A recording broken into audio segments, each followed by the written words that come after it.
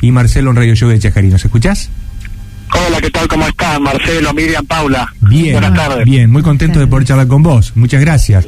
Bueno, contanos un poquito. Por favor, gracias a ustedes. Vos sos decano de una facultad donde la tecnología tiene mucho que ver, ¿no? En comunicación, en educación. ¿Y cómo estás viendo esto de las nuevas tecnologías, las escuelas, las instituciones en general, los docentes, los chicos? ¿Hay que ayornarse? ¿No queda otra? Bueno, ante todo el tema de la tecnología no es un tema exclusivamente nuevo. El problema es que la tecnología ha pegado un salto en los últimos 10 o 15 años cuántico, ¿no? Sí. Recién los escuché a ustedes hablar de cuáles eran las tecnologías que teníamos nosotros cuando éramos más jóvenes, porque seguimos siendo jóvenes. Sí, obvio. Saltamos todos. Ahora nos gusta mucho más la nota que antes. Sí, totalmente. Empezamos bien. Bueno, la realidad es que, digamos, el salto ha sido cuántico, ¿no? Y de alguna forma, lo que vos decías recién, Marcelo, no queda otra que poder o intentar, digamos, incorporar las tecnologías al aula.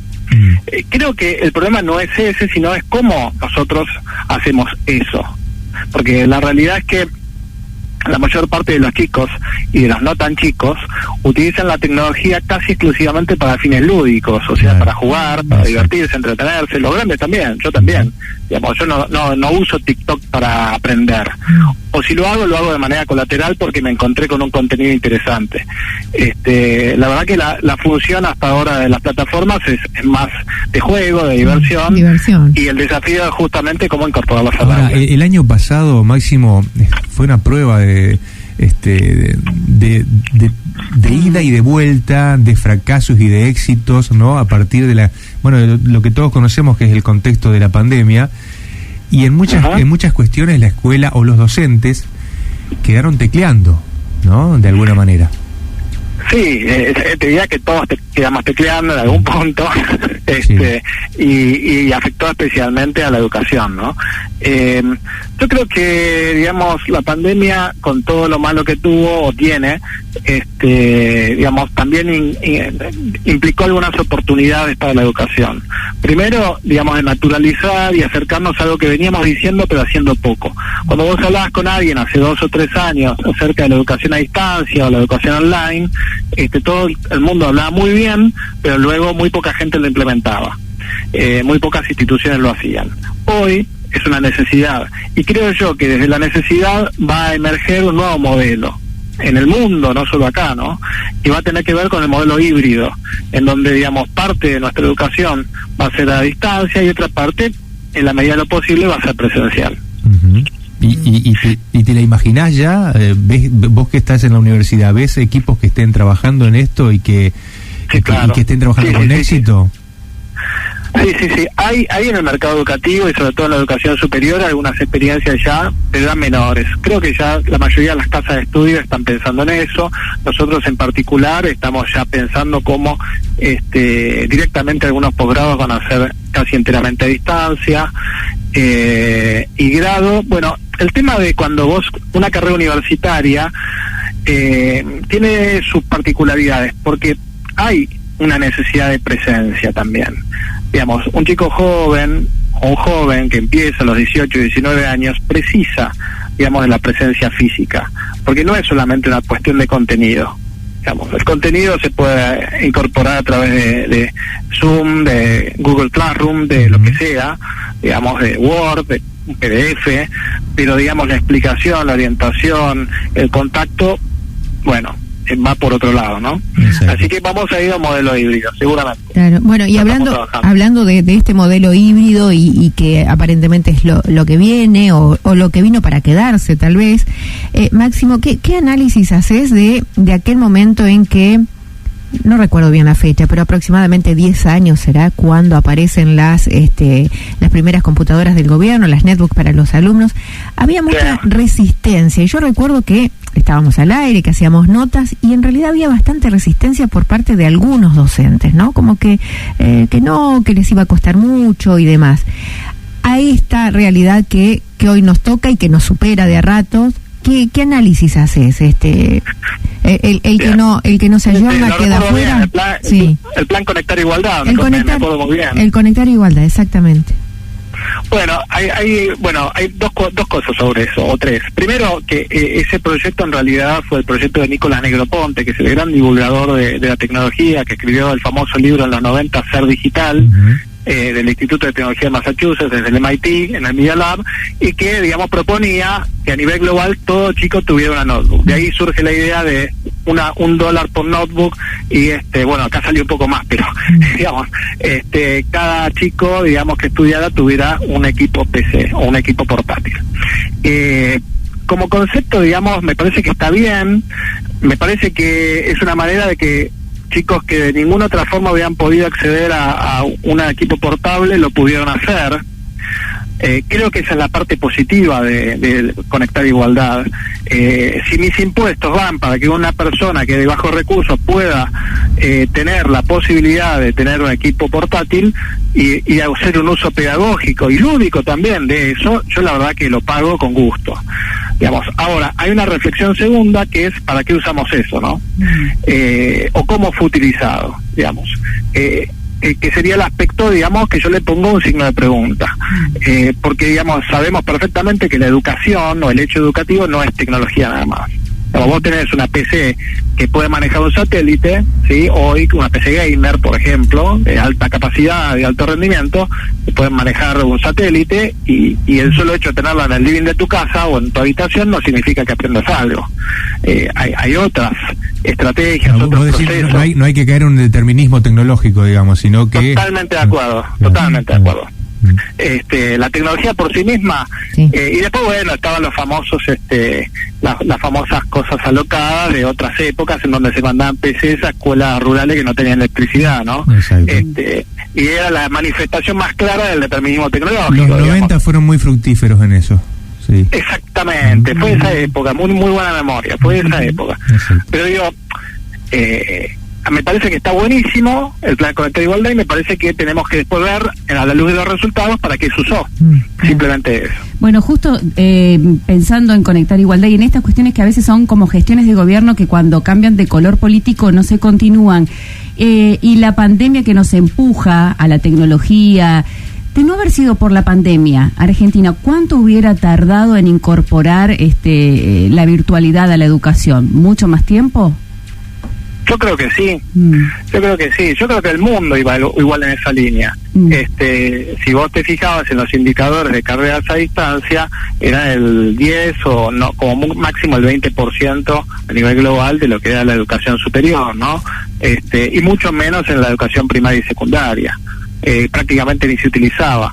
Esto, digamos, hay factores exógenos, digamos, a las políticas locales de los países, como una pandemia o una endemia, como ya se está hablando, que de alguna forma son golpes de timón que vienen de afuera y te obligan a repensarte, a decir, bueno, listo, ya está, ahora hay que hacer otra cosa.